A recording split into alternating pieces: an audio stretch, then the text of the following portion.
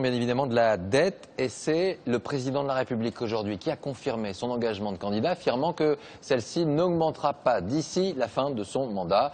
On écoute le chef de l'État. Nous commençons un processus qui est celui du redressement et du désendettement. Les Français, ils ne veulent pas que leurs enfants soient chargés d'un fardeau qui serait celui de leur propre dette. Moi, l'engagement que je prends, c'est qu'il n'y ait pas un euro de plus à la fin de mon quinquennat que par rapport au début de ce quinquennat, en termes de dette. Autre question à suivre, que faut-il penser de cette phrase signée Jean-Marc Ayrault qui résonne comme un slogan? Je cite, 9 Français sur 10 seront épargnés par ces hausses d'impôts. Une certitude du côté de l'opposition, eh bien l'analyse de tout cela est bien différente. On écoute son prédécesseur, François Fillon. C'est un budget qui ne permet pas de réduire la dette, alors que François Hollande s'était engagé à la réduire dès 2013. Elle augmentera de 47 milliards d'euros.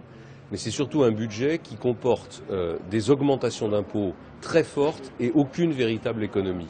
Et ces augmentations d'impôts vont surtout peser sur les entreprises à un moment où elles sont déjà étranglées par la crise, étranglées par les difficultés économiques. Donc je crois vraiment que le gouvernement fait fausse route. Et on retrouve tout de suite François Langlais. François, sans surprise, l'opposition n'est pas d'accord avec le gouvernement. Un Français sur 10 touché par ces nouveaux impôts, 100% des Français selon par exemple Valérie Pécresse. Alors qui a raison? Qui a tort? Un peu tout le monde?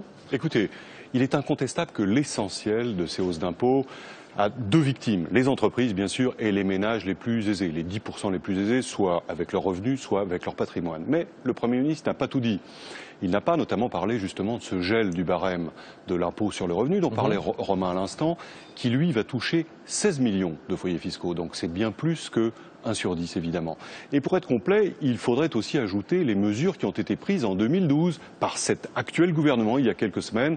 Par exemple, la fiscalisation des heures supplémentaires qui frappe un salarié du secteur privé sur 2, pas 1 sur 10, mais 1 sur 2, à hauteur de 311 € par an.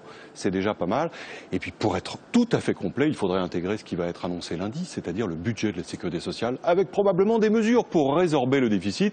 On ne sait pas encore, mais on saura lundi qui va payer cette nouvelle facture. Affaire à suivre, voilà pour ce point complet sur ce budget et cette fiscalité à venir.